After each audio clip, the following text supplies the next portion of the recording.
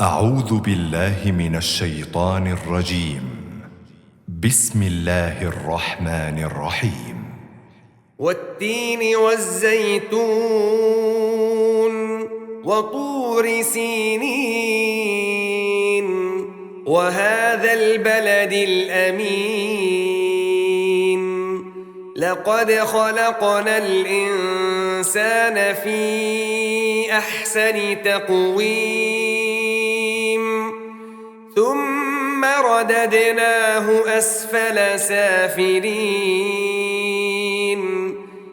إلا الذين آمنوا وعملوا الصالحات فلهم أجر غير ممنون